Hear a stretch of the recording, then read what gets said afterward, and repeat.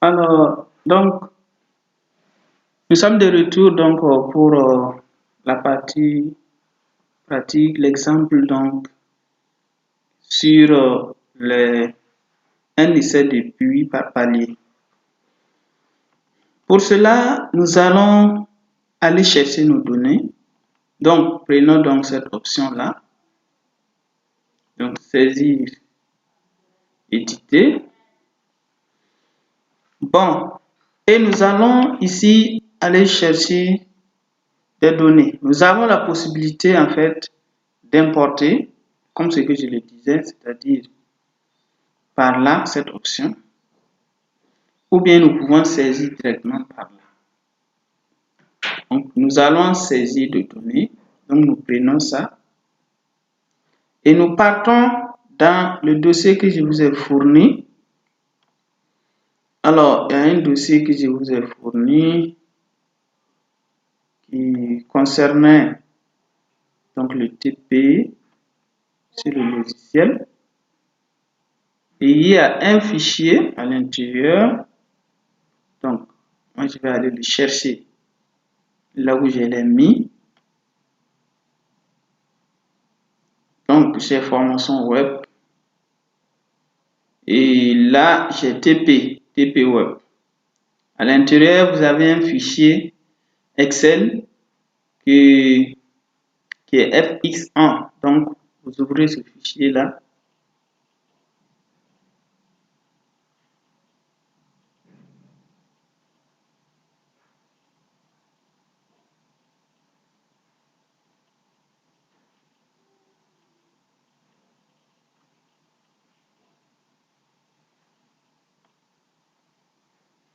Donc, vous avez le fichier qui est ouvert et des données donc de débit sur le débit de pompage et les rabattements correspondants. Nous allons copier ces données. Donc, on sélectionne sans l'en-tête. Donc, seulement les données numériques. CTRL C. Et nous revenons dans notre logiciel.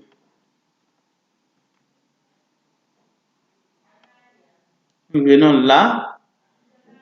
Ici, nous partons dans édition. Et vous allez voir copier depuis un tableur. Donc, vous cliquez dessus. Vous avez vos données qui se sont insérées automatiquement. C'est-à-dire les données que vous avez copiées sur le fichier Excel. Et vous faites valider. Alors, si vous validez et que vous revenez au niveau de votre logiciel, vous avez ces points-là qui se sont rajoutés. Donc, ceux qui se sont dessinés sur les deux graphiques.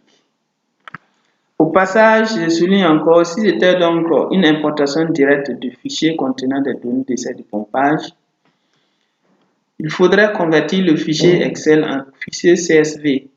Donc, le logiciel n'admet pas donc les extensions de Excel XLS. Donc, il faudrait donc convertir donc ces fichiers-là en CSV, les enregistrer donc en CSV avant de pouvoir les importer directement. Alors, nous avons sur les deux graphiques ces points. Ce sont 4 points. Si vous avez bien regardé dans le tableau, il y a donc 4 points. Et ici, vous les lirez. 4 points, dont 0 inactif. Alors, ici, nous allons tracer la droite de rabattement spécifique. Ici. Et donc, pour tracer une droite, nous avons besoin de 2 points. Vous partez d'abord en haut. Vous voyez là, ce trait rouge en haut. Si vous lisez le message, c'est mis tracer la droite de rabattement spécifique. Donc, vous prenez ça et vous venez sur la partie de droite, l'extrême droite. Vous prenez 2 points au hasard. Voilà, moi je peux prendre par exemple ce point et je prends ce point. Vous voyez que une droite se dessine automatiquement. C'est la droite de rabattement spécifique. Et sur ce graphique, vous voyez aussi qu'il y a 2 courbes qui se sont dessinées. Alors, et ici, si vous lisez, ou bien si vous voulez savoir qui est-ce, vous venez là. En réalité, ce sont les trois graphiques qui sont ici. Donc, le premier qui est donc affiché la droite des pertes de charge linéaire. Si vous voulez savoir c'est quelle droite ici qui correspond, vous pouvez donc décocher. Si vous décochez, vous voyez que c'est celle qui est au milieu qui a disparu. Donc, ça veut dire que c'est celle qui est là, c'est la droite de coefficient donc des pertes de charge. Donc, c'est la droite des pertes de charge linéaire. Et là, celui-là, si vous décochez, vous voyez que c'est cette première courbe qui disparaît. Ça veut dire tout simplement que cette courbe-là, c'est la courbe de perte de charge quadratique. Et celle-ci, c'est ici, si vous prenez, donc pour cela, vous venez là, au niveau des paramètres, vous prenez paramètres, vous avez donc cette partie qui s'affiche. Alors, vous pouvez ajuster ça de façon manuelle. Vous voyez, si vous poussez, les valeurs changent. Mais comme vous pouvez faire ça de façon automatique, donc c'est cette option que j'apprécie. Donc vous cochez ajuster, cochez pour B et vous cochez également pour C. Vous laissez donc le N tel qu'il est. Alors, et maintenant, vous voyez les unités. Donc pour B, pour la valeur de B, l'unité est donc seconde par mètre carré. Et pour le C, vous avez aussi son unité qui correspond. Revenons en bas, vous allez voir résolution du débit critique. Donc ici, vous n'avez aucune, ça veut dire que vous ne voulez pas le débit critique, mais nous, on fait le débit critique. Vous avez la possibilité de faire ça manuellement et vous avez la possibilité d'égaliser les pertes de charge quadratiques et linéaires. En fait, les pertes de charge linéaires, ce sont des pertes de charge dues à l'écoulement laminaire de l'eau au niveau de l'aquifère avant que l'eau n'atteigne votre forage, le fond de votre forage. Donc, c'est l'écoulement qui se fait au niveau de l'aquifère pour venir vers votre forage. Ce sont les pertes de charge qui sont générées à ce niveau. C'est ça qu'on appelle les pertes de charge linéaires. Et les pertes de charge quadratiques, ce sont les pertes de charge dues au pompage. Lorsqu'on pompe, l'eau rentre dans le forage, dans votre tubage, mais à travers d'abord le massif filtrant, ensuite vous avez les crépines. Donc, il y a donc une perte de charge qui se crée à ce niveau. Donc, c'est ce qui est appelé donc le perte de charge quadratique. Ce qui est bon, on veut en fait un écoulement qui est laminaire. Plus l'écoulement est laminaire, moins on a de perte de charge. Alors, et pour pouvoir donc imposer le système, pour qu'il y ait, c'est-à-dire imposer à notre système de pompage un système, un écoulement laminaire, nous allons faire donc prendre une égalité entre les pertes de charge linéaires et les pertes de charge quadratiques. Mais attention, cette méthode n'est pas utilisée à tout moment, surtout quand les écoulements vers notre ouvrage sont de grande vitesse. Surtout pour les aquifères quarstiques, certains aquifères qui libèrent beaucoup d'eau en termes de vitesse. C'est ça, et à ce niveau, il n'est pas donc recommandé de faire dans cette égalité.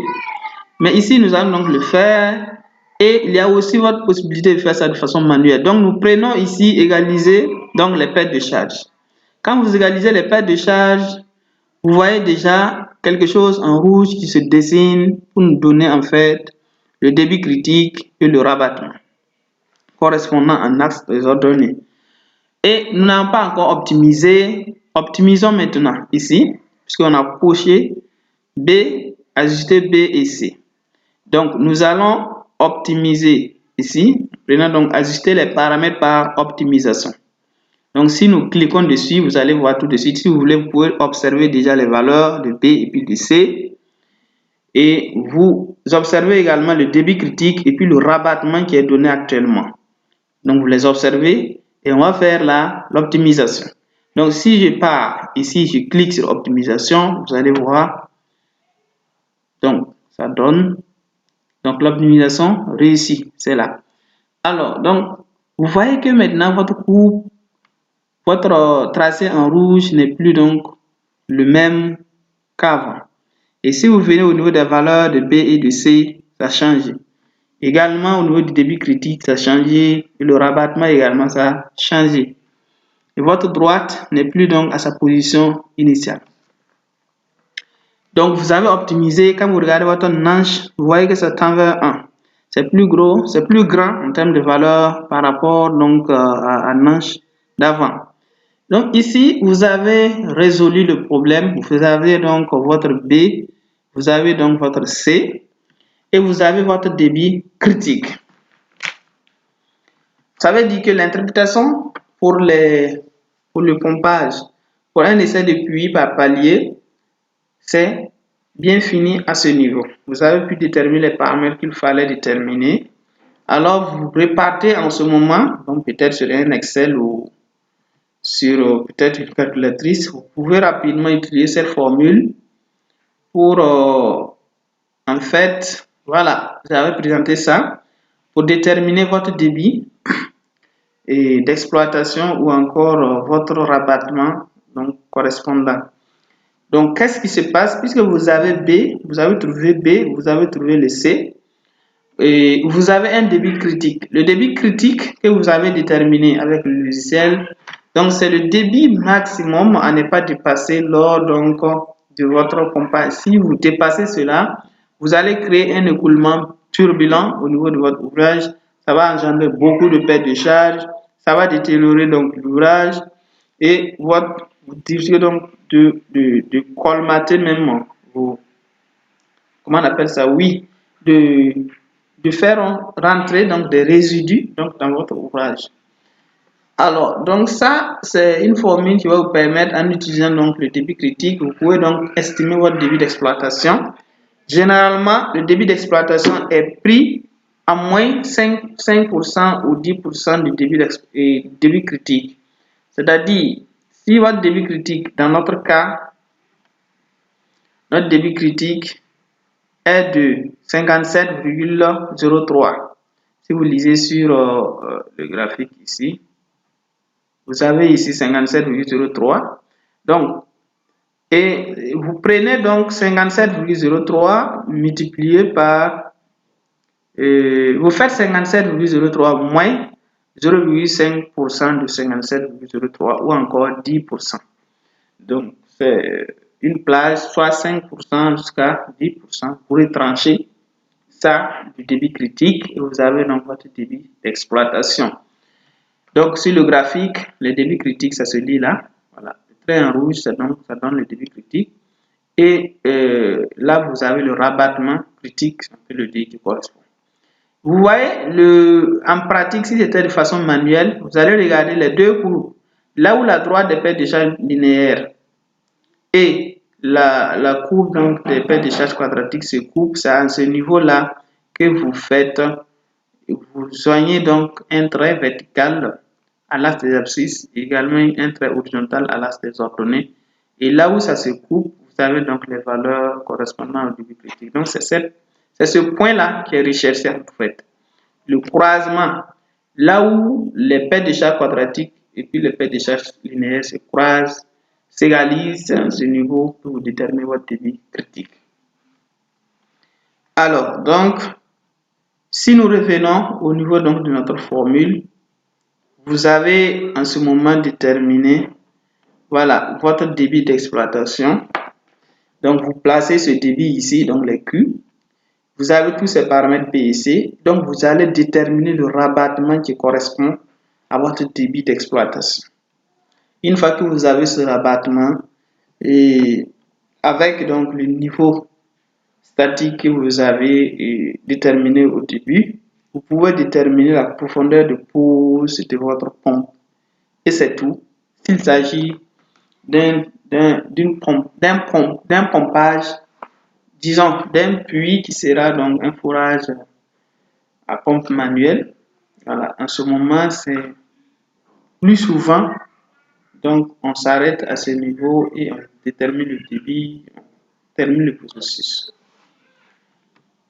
Bon, donc c'est tout pour cette partie, mais bon, on termine quand même par notre rapport. On va donc imprimer le rapport donc sur cette interprétation. Nous allons définir nous allons fournir des informations relatives à notre fourrage. Donc le site, je mets par exemple Tanguin. Et la date, vous cochez tout simplement parce que ça prend automatiquement la date aujourd'hui.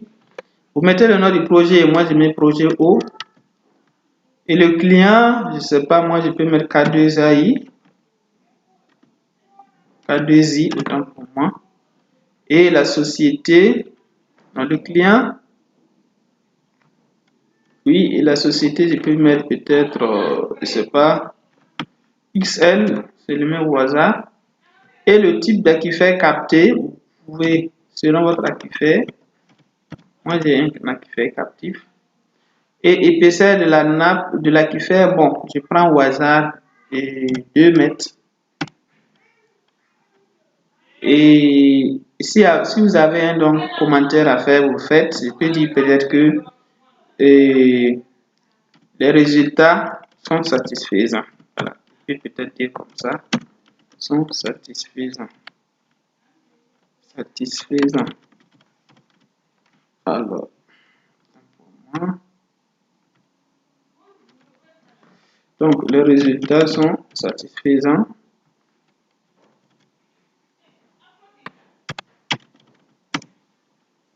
Et je me limite là. Vous pouvez mettre tout ce que vous voulez. Et vous avez donc d'autres options. Et selon donc le graphique, donc les graphiques à présenter dans le rapport, vous pouvez choisir et dire que vous allez présenter seulement le premier graphique, le deuxième graphique uniquement. Comme vous pouvez dire les deux graphiques, comme vous pouvez prendre peut-être la vue actuelle. Bon, prenons les deux graphiques, les graphiques 1 et 2. Et puis, vous avez la possibilité de parcourir et puis de télécharger un logo, votre logo, vous l'insérez et puis vous imprimez. Et puis, vous avez la possibilité de faire une mise en page. Si vous voulez faire ça en A4, en A5 et tout ce qui va avec. Donc, et puis, vous imprimez ou bien vous exportez. Donc, vous pouvez imprimer comme vous pouvez exporter. Donc là, nous allons peut-être... bon, moi, je vais aller vite. Je vais imprimer. Donc, j'ai lancé l'impression. Donc, ça me demande tout ça. Donc, j'accepte.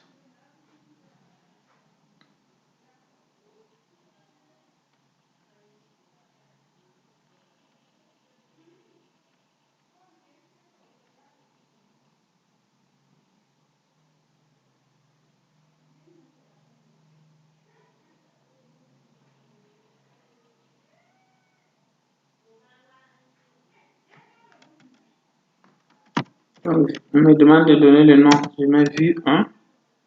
Je ne peux pas mettre ça quelque part dans document et dans le dossier de formation. Donc, je le mets là. Je l'enregistre.